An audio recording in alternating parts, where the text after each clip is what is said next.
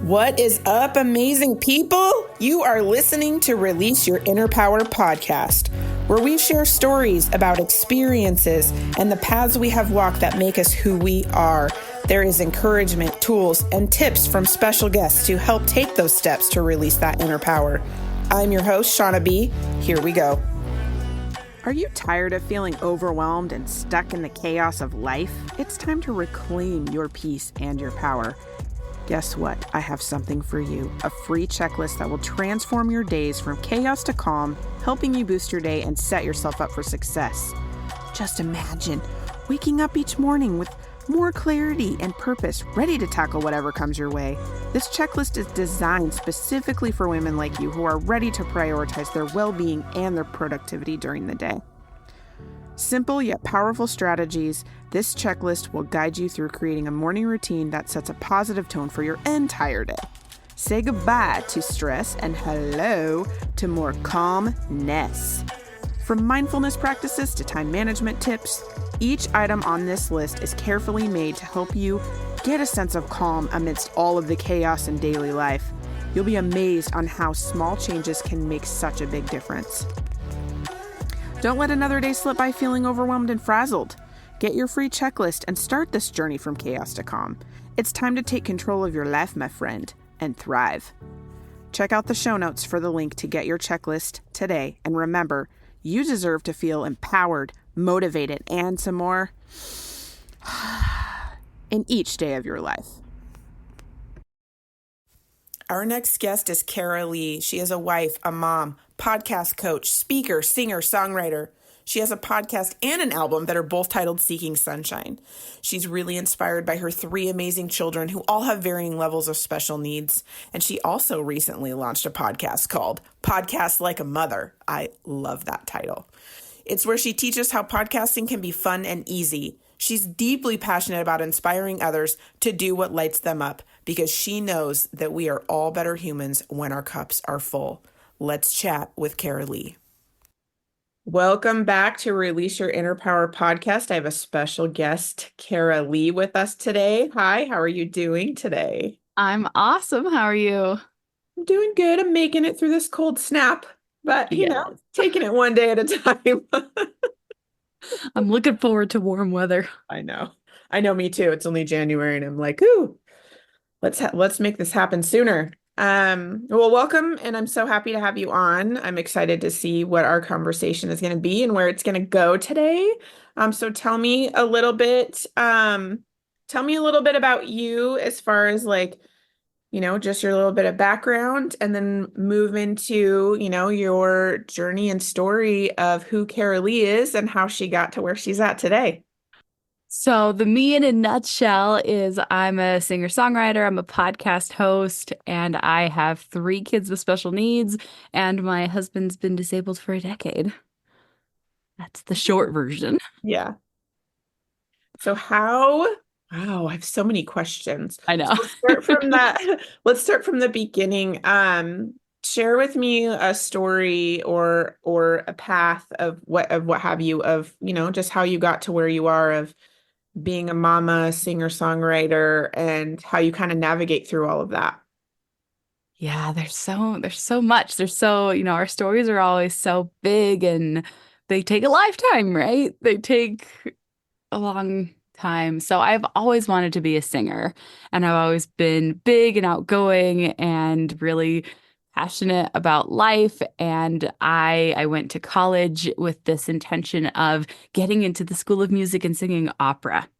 And so I went off to college at 18, and then I met and married my husband in my first semester, not just in my first semester at 18, but met and married him in 7 weeks at 18 years old. So that was a really crazy kind of thing to do, but I just knew, I just met him and I was like, that's it. He's the right one. And we got married. We met in October. We got married in November. And it was just it. And we just celebrated our 15-year anniversary. And I'm 33. I've lived 6 lifetimes by now. And it's been a wild ride. And so I auditioned for the School of Music right about the same time that we were planning our wedding really quick. And I didn't get in, and I was totally devastated. And I switched my major, and it wasn't very long after that, only about 18 months later, that we had our first.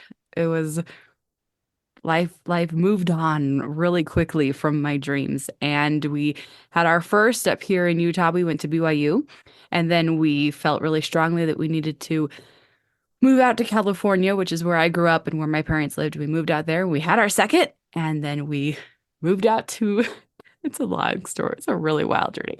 Then we moved out to Texas, and we lived near his parents, and we had our third. And when we moved out to Texas, my husband became disabled. And it wasn't like an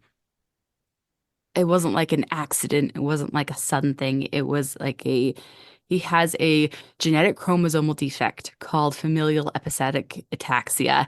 And so it was kind of a slow thing that came on. He also has severe debilitating PTSD and anxiety and depression. And so it was over the course of the first like 5 years of our marriage that his health just declined really severely. And so right about 5 years in, we got to the point where he could not work anymore. And it was right about the time when our third was born, where he couldn't work, and he couldn't even stand up on his own for very long. Like he kept collapsing. And that was the biggest part of his disability, was that anytime he experienced too much stress, whether it was emotional or physical, he would collapse and he would tremble and shake, and he wouldn't be able to speak. He would stutter, and I'd have to carry him to bed, and he'd be in that state for, half a day to a few days, and it would take him a while to recover. And so that was us in Texas for several years of just kind of navigating that. But along that same time was when our kids were diagnosed with autism. And we had two that were diagnosed with autism, and our youngest hadn't been diagnosed yet.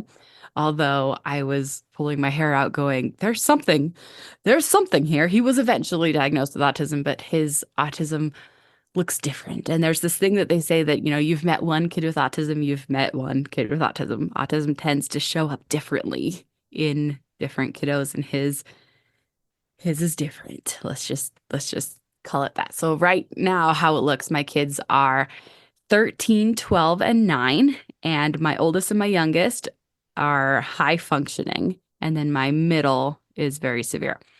So at that time living in Texas, life was really wild. I was not living any of my dreams because I was a caretaker to my three kids and to my husband, and we got this intuitive, we're very religious. We felt really strongly like we needed to move back to Utah, and we were like, and finish our college degrees at BYU.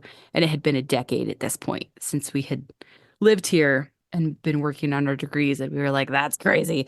And we got approved for SSI.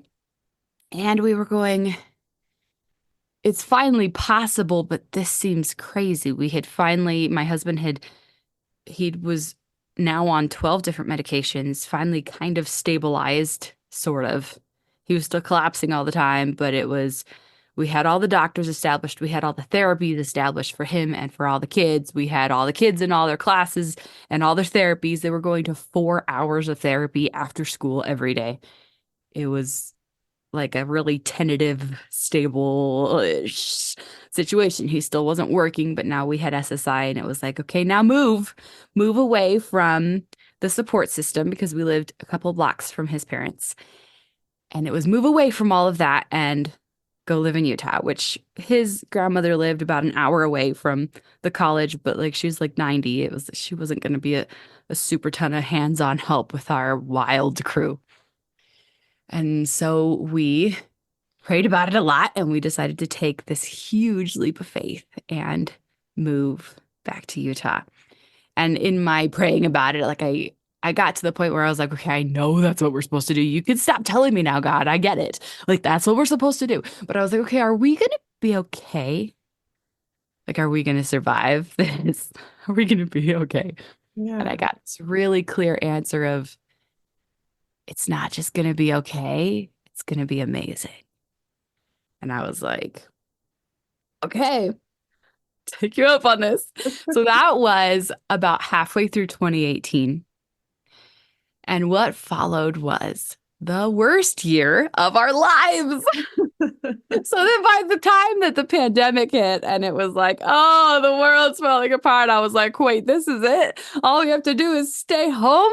That's the worst. Oh, I can handle that. I can handle that. Right.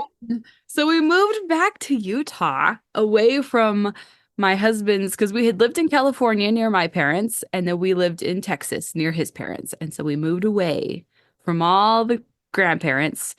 And in Texas, I mean, they were watching our kids all the time while I took my husband to the hospital, which was often because he was frequently having crisis after crisis. So we moved away from our support system, and it was really scary. And we had all these different really ridiculous, awful trials. Like we tried to move into this house and we put down a deposit in 2 months' rent. And then when my husband went to go look at it, there was a huge hole in the backyard. And we were like, that's not safe. Like we can't, like we have 3 kids with autism. My husband can't walk without a cane. And he's like 30. Like we can't move in here unless you guys fix the giant hole in the backyard. And they were like, oh no, you have to climb in there to like change the filters. And we were like, no, he's disabled. Like he can't do that. And anyways, we were like, okay, well, we can't live here. And we had never moved in, and they decided to take us to court and keep all of our money when we never moved in. And they sued us into oblivion. And it was, they just kept all the money. They threatened to sue us if we tried to get our money back, basically. So we had that huge deal. And then we moved in to a different house, which I called our miracle house. And I was so excited. And then a week before Christmas, so we moved in around August. Week before Christmas, the landlord showed up, and we'd never met him in our lives. And he showed up at the front door, and we were like, we don't know who you are. And he pointed his gun in my husband's face, like out of the blue. And we were like, what? And it just, my husband with his debilitating PTSD that he'd been working on for years, it just tore him apart, and thing after thing after thing. But the worst thing was the story that I will tell you that changed my whole life. So we moved back to Utah in around August 2018, and we went back to college full time as students. My husband and I were both full time at BYU, and then we had 3 kids at 3 different schools because my daughter, who's high functioning, was able to get into this regular school, and then Joshua, so she was probably, I think she had just turned 8, so she was in 2nd grade, and Joshua was in 1st grade, but he's severely autistic, so they wouldn't let him into the same school she was in, so he had to be in a special school. He was severely autistic and completely and utterly nonverbal.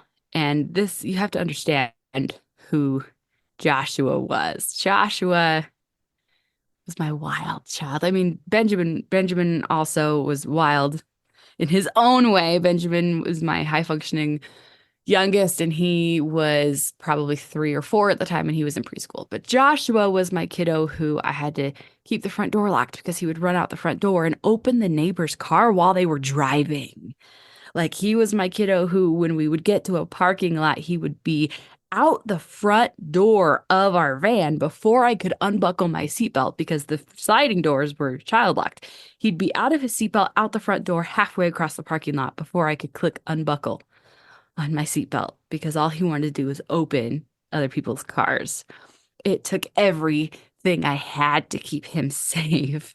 He was a danger to himself all the time. It was wild. And I had this moment probably a week before this whole thing went down where we had come from being in Texas where we had 4 hours of therapy after school every day. Like therapy was our life. So much therapy. And then we moved to Utah where we were on wait lists for a year to get therapy. And I had this moment where I was like, my 7-year-old doesn't talk. He doesn't have a single sound that means anything after so much therapy. And I went on and I call it my like Facebook meltdown where I like went on live Facebook and I just like sobbed and I was like, I give up. I cannot keep hoping that my son's ever going to talk. I can't keep hoping for this. My son's never going to say, Mom.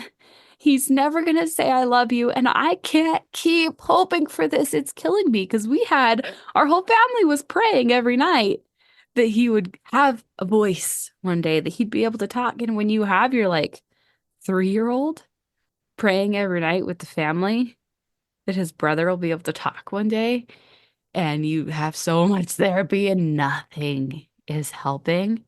And you're like, this is the path.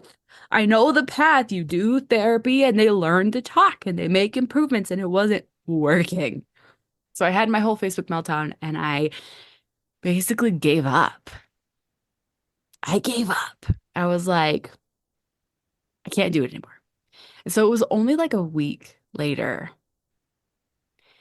that this whole thing happened. And it's one of those things that like, it's like seared into my mind. He came out of his room and it was the very first Saturday of October. And he came out of his room that morning and he liked to only wear like his pull up to bed because he still wasn't fully potty trained at 7. And he came out of his room with just his pull up and he looked awful. He looked like he had lost a whole bunch of weight overnight. And he looked like you could see this thigh gap and you could see all of his ribs. And he looked like just awful. And he walked out of his room instead of bouncing out of his room and running full force. And I had this, my mind split where I was like, part of me is going, this is kind of nice. Maybe I can be a little bit chill today. Maybe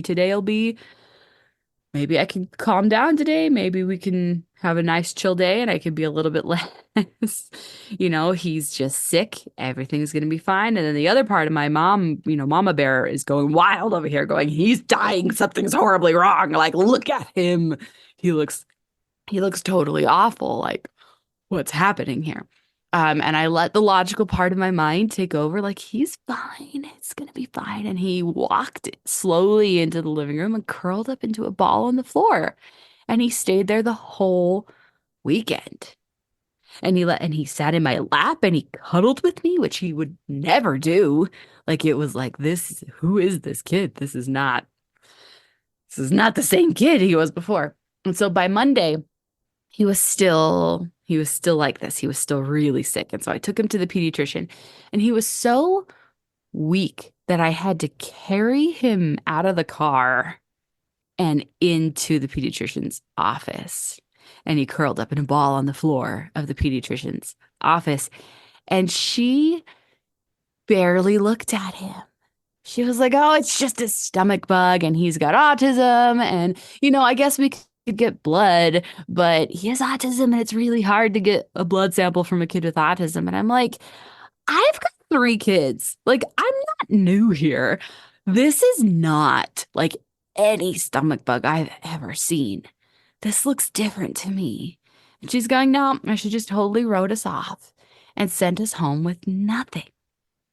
She did nothing. And she sent us home. And so we went home. And now, my husband and I are still full-time college students, so we're trading off who's missing all their classes to stay home with the sick kid. And so a couple days later, I was sitting in my class and my husband was home and he texted me a picture of Joshua who was laying in bed. And Joshua looked drastically worse. And I looked at this picture and Joshua's eyes were sunken in and his skin was turning gray. And I took one look at that picture and I was like, no, nope, I'm done. And I stood up and I left my class and I took him to the ER because I was like, I'm done watching my kid die in front of my eyes. Like, this is it. I'm done. And I carried that kid into the ER. And they took one look at him and they were like, we know exactly what's wrong. We need blood from this kid right now. And I tell you what, it took a team of 5 grown men and me holding him down because he fought like a freaking saber-toothed tiger to keep us from getting that drop of blood. But all it took was 1 drop of blood,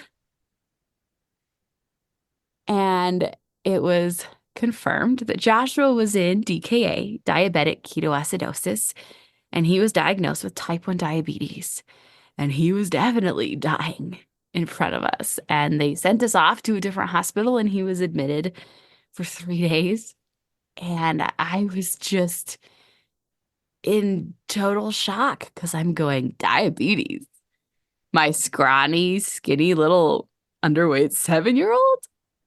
Diabetes is for old fat people. What are you talking about? I didn't know anything about juvenile diabetes. I was like, what are you talking? What? So we got admitted to this hospital, and we get there, and I'm going, you don't understand who this kid is. He is going to burn down this hospital. He's going to change the language on all your computers to Japanese. Like, you don't know what this kid's capable of. As soon as he wakes up, he's going to tear this place to the ground. Like, you don't know what he's capable of. And they were so amazing. And they had a nurse just sit at the door and just sit there and guard the door in case Josh woke up so that I could sleep. And then the next day they had me go to parent training.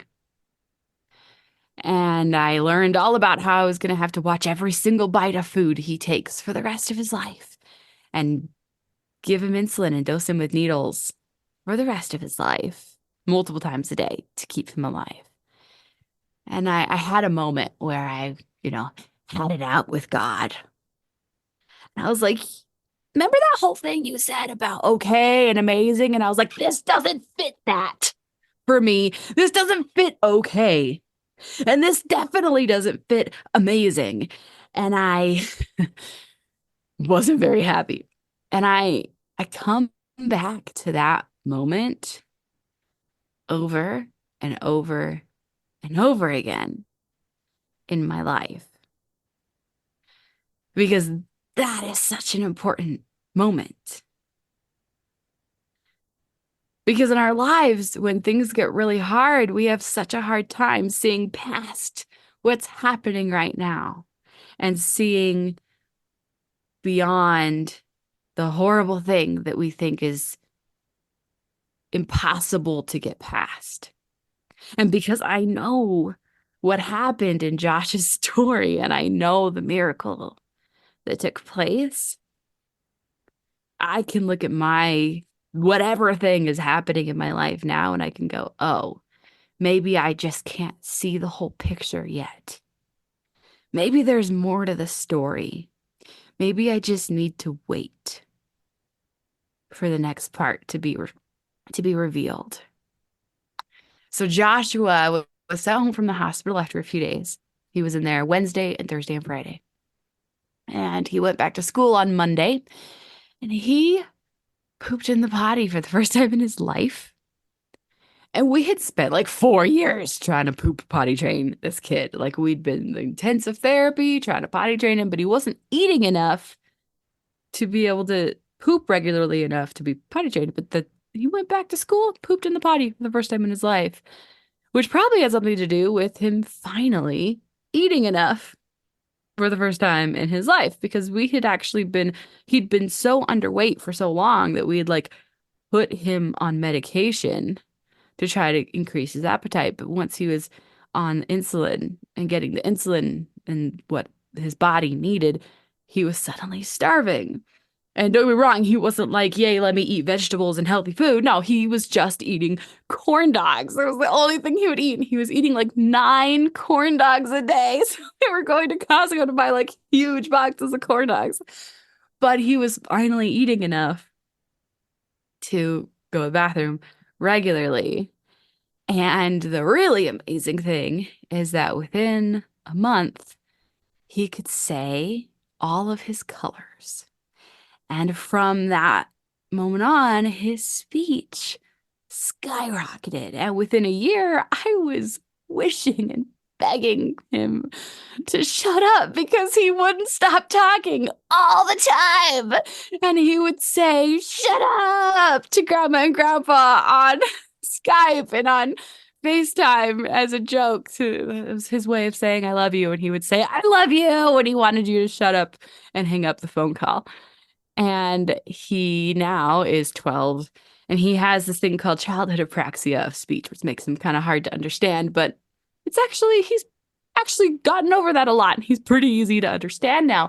And I have this thing that I love to say that is there's blessings in every trial and there's trials in every blessing.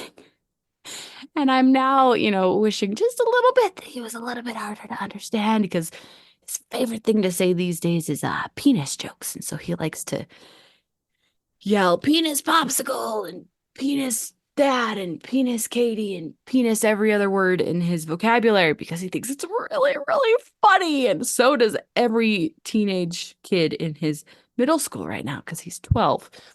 And it's very much eye-opening to me to be like, I prayed for this. I prayed for this. I prayed so hard that Joshua would have a voice. And here it is. There he is saying whatever he wants to say.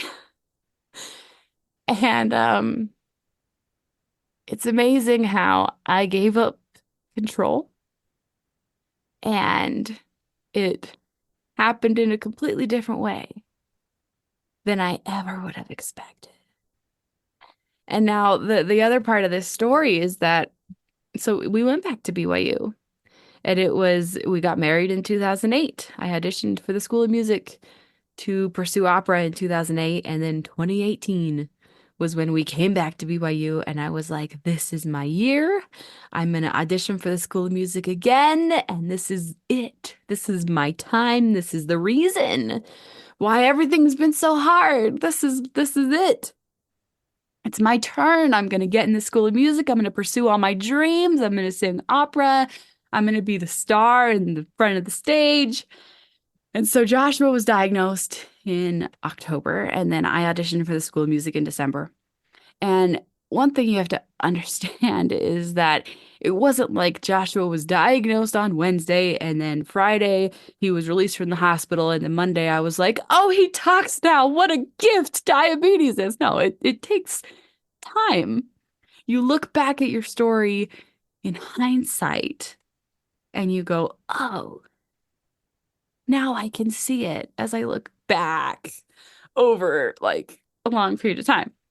And so it wasn't like I realized immediately all of these like amazing life lessons. And so I auditioned in December and I got through the first round. And so I went to the second round of auditions in like January.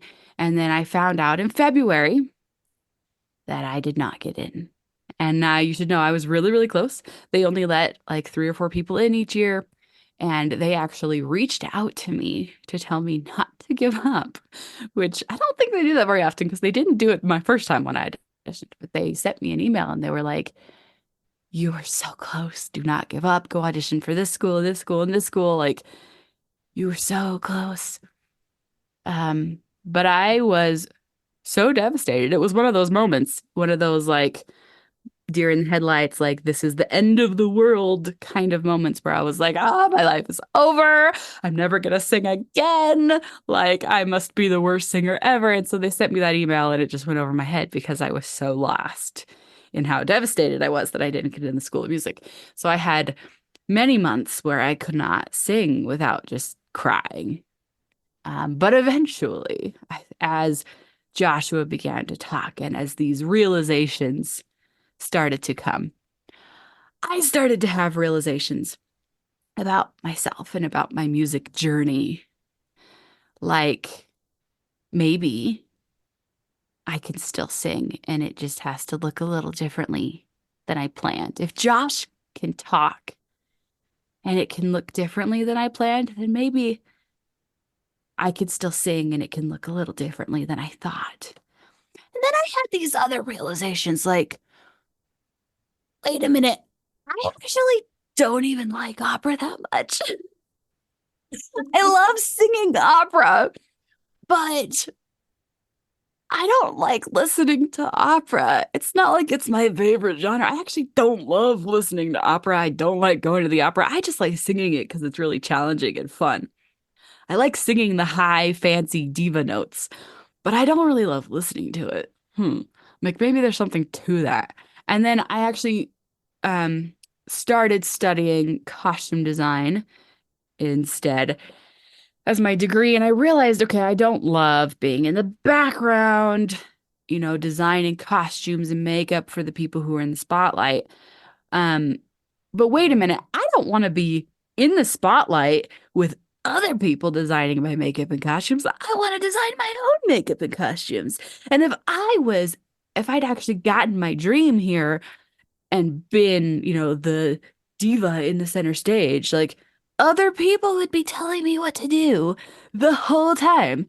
Because when you're the opera star, you make none of your own choices. The director tells you where to move and where to stand, like somebody else is telling you how to sing. You don't sing any of your own lyrics. Like you make none of your own choices. Someone else is telling you what to do the whole time. Wait a minute, that's not actually what I want for my life. And then I was like, wait a minute. If I had actually gotten this dream I've been dreaming of for 20 years, I would be gone from my kids at in performances or in rehearsals like all the time, like every night. Wait, that's not what I actually want for my life. Oh my gosh, I never took the time to actually think about this dream that I had set my whole sights on, my whole heart and soul on. I never really thought about the actual impact on my life and if I really even wanted that impact, if I really even wanted the life it would lead to.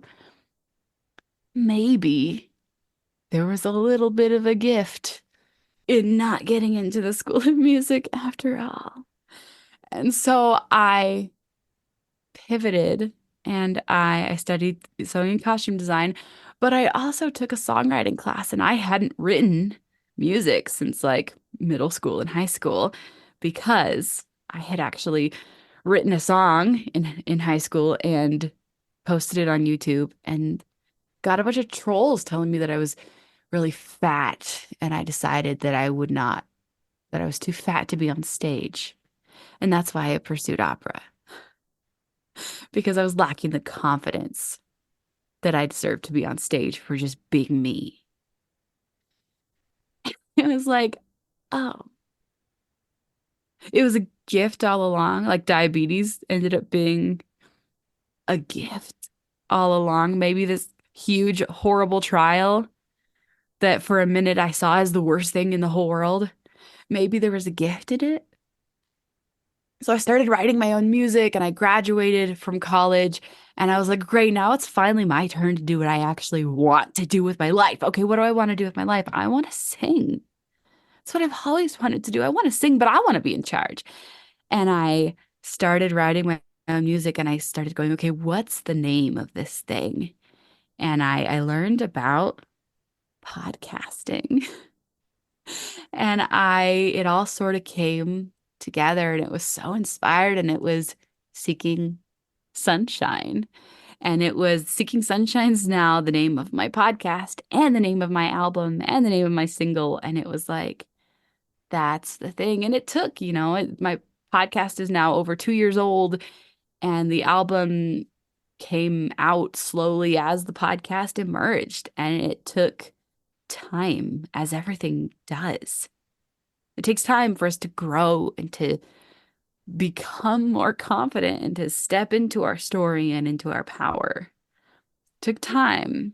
And eventually I was like, okay, Seeking Sunshine's amazing, but how do I really hone in on, who I'm talking to and what I really love about it? And I rebranded Seeking Sunshine like a year and a half into it. And it's Seeking Sunshine, do what lights you up. And as I went through that whole process of like Oh my gosh, I want to talk to moms about doing what you love the most. And that's what I love talking about. And then I realized, oh my gosh, talking about podcasting is my favorite thing in the whole world. I could talk about podcasting all day long. And you can tell because when I talk about podcasting, like my whole demeanor changes and I get really lit up. And I'm like, I love talking about podcasting. And it was like, oh, like that's it. And you can tell because when there's a change in you. There's a change that comes over you when you start talking about the thing that lights you up, the thing that you really love. And when you start leaning into that thing, you just start glowing. You just start glowing. And so I finally gave myself permission to lean into the thing I really love. And so I started teaching podcasting and I started a second podcast and it's called Podcast Like a Mother. And it's been such an amazing journey. And it's been it really was, it's not just gonna be okay, it's gonna be amazing. It became amazing. And the other part of that story that I didn't share yet was that like along those few years my husband got better. Like he went from walking on a cane all the time to ditching he stopped walking on a cane and started doing like Tai Chi and yoga. And now he jogs for fun sometimes. He ditched his 12 medications and traded them for medical marijuana. And it's he's doing so much better. Like he is still considered disabled, but he is an entirely different person. Like if you met him now, you would not believe what that he ever was the person he was before. Like most of the people, like it's just incredible the change that has come over him as well. Like our whole family has been through a miracle over the last few years. He went back to college and he had to walk across campus. And for a while, like he couldn't walk across campus. Like he'd get stuck halfway through, but he kept doing it until he was able to. And now he has a full-time job and he's in the top three of his nationwide company. And like he's doing amazing. And it's incredible to see where we are now. So there's my rant for you. There's my I, story for you. I feel like I want to say so many things at the same time. I'm super speechless because that is such an amazing story. I mean, like inspiring, encouraging. There's so many good things in there to to like touch on. I don't even know where to start. Um, I mean, first of all, you are an amazing, amazing person to be able to go through, those challenges and to really like see and question in a way of curiosity to see what other avenues and things, or just being okay with maybe it's not the right timing, or maybe I need to wait, or maybe this isn't the way and maybe it's another way. To be able to do that and not stay stuck when I call them tornadoes, right? When there's tornadoes that are surrounding you constantly and you are trying to navigate those storms and take care of yourself. And you like every time you were presented with something, you're like, oop, okay, hold on a second. And then you would be able to work through it and like you said, give yourself permission and then to come out on the other side and then be like, oh, even though you might not have your answer right away, how you worked through it. And then eventually when you looked back, you're like, now I see. Now I see what this was meant for and what this means. And you had to walk through, you had to walk through that storm in order to get to the other side to see all of this, right? There's so many amazing things. Thank you for sharing your story. I mean, your story Well, is and it awesome. really helps to tell your story 100,000 times to get to those insights. Because like Yeah. it wasn't like I just had these insights once. It's like I've been telling this story a lot of times. And the more you tell your story, the more you go, oh, I see how the pieces fit together. Yeah, absolutely. Absolutely. Um, through everything. Um, and you painted a very awesome picture, by the way, with how you told your story. So I loved all of it. How did you like through these times of, having to work through, aside from you taking a step and checking in with yourself, what else did you do for yourself to kind of keep your sanity as well as keep going? Like I know you said at one point there was a time where you were like, I give up. This is not, this isn't it. Like, but you didn't until that point. So what were some things that you may have done or told yourself or, conversations, anything? Like what were some of the things that you did to get you through those hard times? Well, so first of all, I gave up a lot. Um, I have many times where I've been like, I give up. This is not going to work. It's the end of the world. Those happen a lot. And then I'm like, okay, now I'm better. I'm going to keep going now. So it's not that you don't give up. It's just that you change your mind and then you keep going again. That's more accurate. My favorite answer to this question is that creativity is therapeutic. I love making things. I've been a maker for like my whole life. And I find that when you make things, you find your power. And you have to find your power when you feel powerless.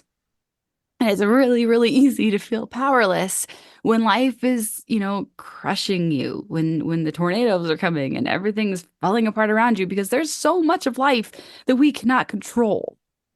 But there are some things that we can control. Like, I know I'm trying to find something around me that I have made, but it's been a while.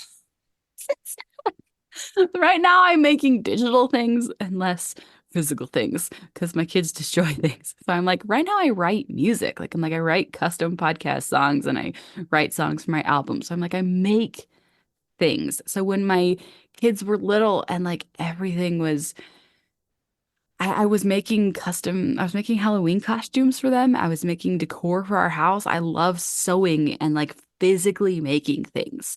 Like a lot of people love baking or painting or like whatever. Stick your hands into something, tear fabric apart, like make something. Like when the existential parts of your life are crumbling, you can physically control things with your hands. Like go buy something from a thrift store and make it better. Like you can go paint a piece of furniture and if you hate it, then paint it a different color. Like there's something you can do with your hands to that you have power over. And you can learn from YouTube. You can learn from wherever of how to, you know, gain more skills in how to make things with greater skill, but that's not the point. The point is to have the ability to physically manipulate something because then you can feel more powerful when you don't feel like you have power. So have made a lot of things over the years. So very many things I have made. Um, so that's my advice there is that creativity is therapeutic. Find something that you can manipulate and have power over because it'll make you feel stronger because you have power over something. Find it. Yeah. Yeah. I love that. I love that, like you said, making something and then having it. But then if you have that something that you've made, it's also a reminder of how you felt, right? It'll take you back to, how you felt when you were making it and when you're done and when you can like show other people and stuff too. It's like a constant reminder of that, of Yeah, that. like my husband paints, and one of his favorite paintings he painted when he was really, really mad at our son. And he's like, this one turned out better than like all my other ones. And it was like an anger painting, and it's like, do it. And Yeah. like his are super abstract paintings, and it's like, go paint. And it doesn't like let go of perfectionism, let go of how like the supposed tos and the way other people do things. Like just go be creative. Creativity gets to be messy, it gets to be imperfect, it gets to be impulsive, it gets to be whatever. Mhm. It can be rearranging your furniture because you freaking can, right? Like sometimes Yeah. what you really need to do is rearrange your living room because you just need something fresh. Like Yeah, Some there is like something to be said about that, like how you feel after, or doing like, where you clean out your closet or like you said, rearrange your furniture or you just change it up. When you change it up, it can yeah. change. It changes a lot more than just changing the room. Like when you're Yeah, well, and physically it's doing that and moving it, right? It changes a lot more with you and not just that yeah, particular. and it's using your body and your muscles, but it's also using your brain to, and you're getting your mind off of all the other things you can't control. You're like, okay, here's a problem. And I'm a sewer, so like a lot of my stuff is fabric, and it's like, okay, I can put two pieces of fabric together and I can sew it. That's a problem I can solve. Like that thread didn't sew right. How can I solve that problem? And getting my brain onto that problem instead of on the my husband's depressed and I can't fix that. Like getting like, I can't fix that. Like even a therapist can't fix that. That's something, that's like deep, deep, deep work. Like, but what can I fix? Fabric. Mhm. I can deal with the fabric. I can paint something. I can move the couch. Like those are things I can have physical power over. Yeah.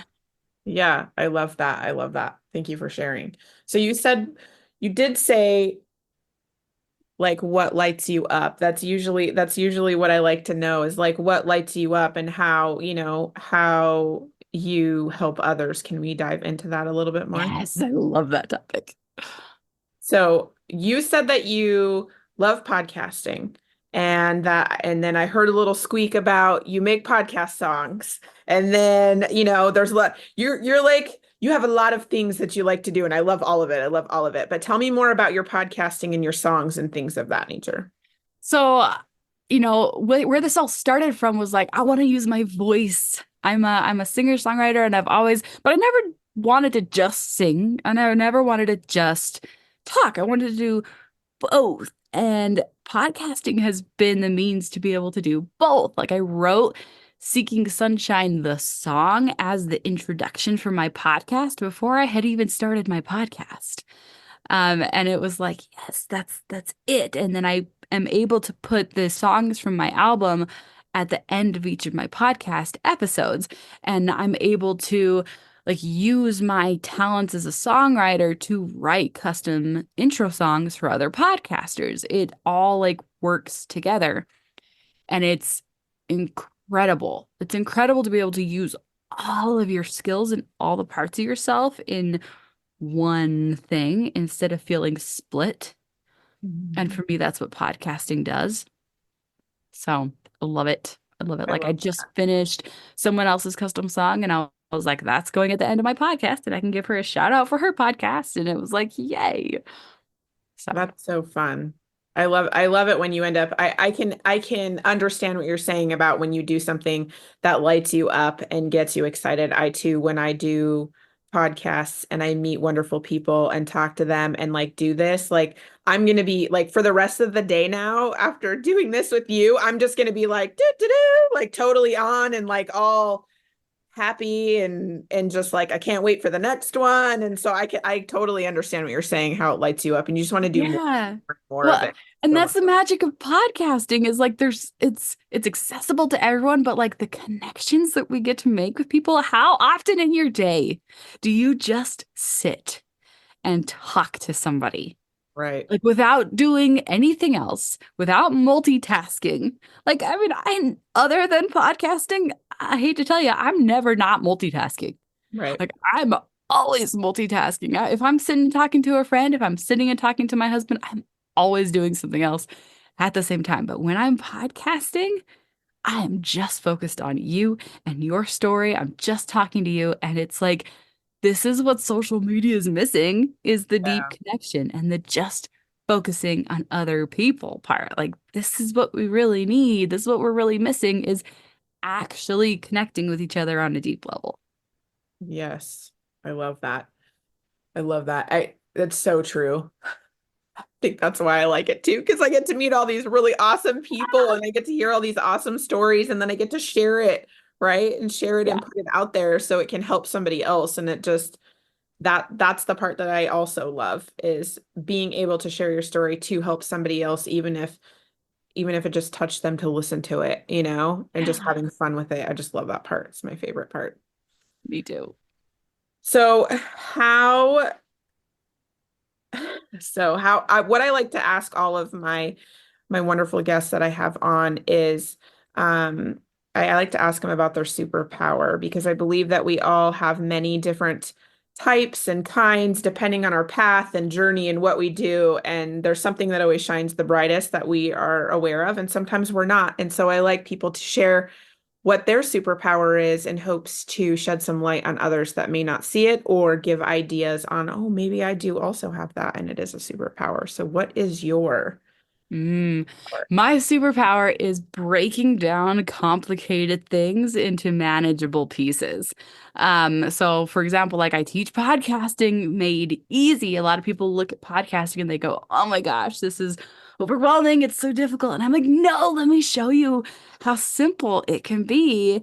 And I realized that like this was my superpower because I was like showing people like, "No, no, let me show you. This gets to be easy." And then I was like, "Well, wait a minute. I've been doing this as a mom for a really long time. Like, oh, your room's overwhelmingly messy. Let me show you how to break it down into just pick up the shoes. Only focus on the shoes. Okay, now just focus on the dirty laundry. We're just gonna get all the dirty laundry right now. Oh, don't think about anything. Like, we're just gonna break it down." So that's what I'm really good at. I'm really good at breaking down overwhelming things and making them manageable.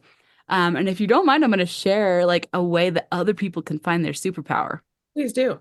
That's all right. And Yeah. hopefully this isn't too like woo-woo for people because I just was realizing this. And I decided I'm gonna add it as a bonus for my podcasting class because I think it's really powerful. I started learning about human design. Are you familiar with human design at all? Yes, I love human I design. kind of Yes. love human design. I'm actually a mental projector, which most people are like, "You're a mental projector. You have so much energy. How do you?" Because I feed off of other people's energy. I'm a 5/1 mental projector, but I I started looking into human design because I wanted to get to know my kids better because I have 3 kids with autism, and I was like, I'm having a hard time understanding my kids. I want to get to know their superpowers better so that I can teach them better. And what I ended up learning was all this stuff about myself, which is the researcher part of me. But you can find your superpowers in your human design. You really can. If you go start to look at your human design, like your superpowers are written in there, and you can start looking, especially at like the top 4 parts. They're your, I know I'm not like a super pro at this, but like your, um, oh, I'm gonna remember what it's called, your incarnation cross. The top 4 numbers right there, and you can go look up what the gates are called, and your channels. If you go look up what those things mean, those are your superpowers. Like they're written there for you. And like my superpower of breaking things down, that's written in my chart. Like it's right there. That and like the joy of life and being alive. And like that's also my superpower. And that's also written in my chart. Like the sunshine part, it's literally written in my chart, which I only started learning about human design like last April. So it's not even been a whole year. So I started all this before I knew that. But if you're not sure what your superpower is and you're wanting to learn, you can go look in there and you might be like, "Oh, I've been doing this my whole life. I didn't realize that that could be a superpower." So that's what I would encourage you to do is go check that out. I love that you said that. I love that you said taking complicated things and breaking it down. That is awesome, awesome, awesome. And I love that you brought up human design. I'm also a projector. So Yeah. I think that's great. I did the same thing as you. I wanted to learn about human design to better understand my children because our how we operate is very different, and I wanted to have it enhance and bring us together and closer more, and for Yeah. have understanding, and therefore, as you said, you learn more stuff and then you dive in because human design you can do surface stuff and really get like your basic foundation, and you can go all the way in and it can be like this whole thing. You can get really detailed and you can see all the things. And I love it. It's like a map for you to understand yourself, why you do the things you do, behavior, anything, decisions, all the things. I mean, you name it, it's on there. And so I love it. It's like a clear map for you, and then you can get all of your information. So thank you for actually bringing that up because I think that's a great idea. I think it also helped me as well when I dove into that. To understand even why, like, oh, I do that, and this is why I do that. Yeah. Or how can I better enhance my life? Like as a projector, we have times where we're on, and then we have times that we got to rest, and we have to listen to that. Otherwise, we're like literally running from an empty tank 24/7, and that does nothing because then when we're on, we're not really on. It's kind of like a flickery flame, not like a bright, shiny light. And so that's needed for us to pay attention to. And I did not realize that until I dove into it. I was like, why am I tired all the time? Well, hello. There's my Yeah. answer, right? There's Well, my and I didn't realize how much my kids' energy were affecting me because two of my kids are MGs, are manifesting generators. And then what's funny is Joshua is actually an emotional or an emo, what is it called? He's a projector as well. He's an emo projected, what's that called? Emo projected projector. So he's like really sure of himself. And I've noticed that like when I'm around him, I'm like more confident in myself. And I'm like, oh, it's really amazing. Yeah, it's And funny that you also, say that. yeah. Because And then when I I'm have around, 3 projectors in my house and 1 generator. I feel yeah, so I'm bad for surrounded. him. I'm Well, like, and you're it's, supplying all of this for 3 projectors, buddy. I'm so sorry. yeah. And then I'm so like Joshua and I are projectors, but my husband's a generator. And then my other two kids are manifesting generators. And it's like exhausting to be around. But then we're all, except for Joshua, all of us are, well, Aurora's a 5-2, but the other ones we're all 5-1s. Oh, that's We're interesting. all 5-1s. We're all trying to lead. We are all trying to be in charge of this house. And I was like, oh, that's why. That explains so much about my house. That's why we're always fighting to be in charge. Like that makes so much sense. We're all trying to lead. Yeah. Oh, I know it's so amazing, like the information you yeah. can receive, Yeah. but then it like helps you navigate. So Yeah. navigate more. So it's more than just finding out your superpower. Yes, it is It's so much so much, more. but finding your superpower is a great benefit. Yes, it is, and very helpful. So thank you for bringing that up. I can go on and on and on about I that know, me too. because I love that stuff. So thank you for sharing it. Well, it was so good to have you on. Your story is amazing. You are an amazing person, and I'm so glad that you took this time to have this conversation with me and share your story. Well, thank you for having me.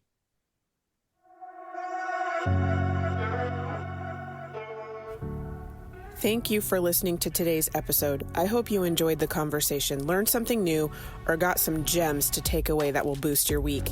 I release a new episode each week, so make sure to click that follow button to not miss what is coming next. If you love the show or want to share a story, send me a quick message. I love hearing from listeners. If you know someone who needs this episode in their life, go ahead and share it with them. I'm sure they would love you for it. If you are looking to connect more, check out the show notes for all the social links, my website. I would love to hear how this episode helped you and what you loved about it. If there's a topic you want to hear about, send that too. All right, ladies, now is the time to release your inner power.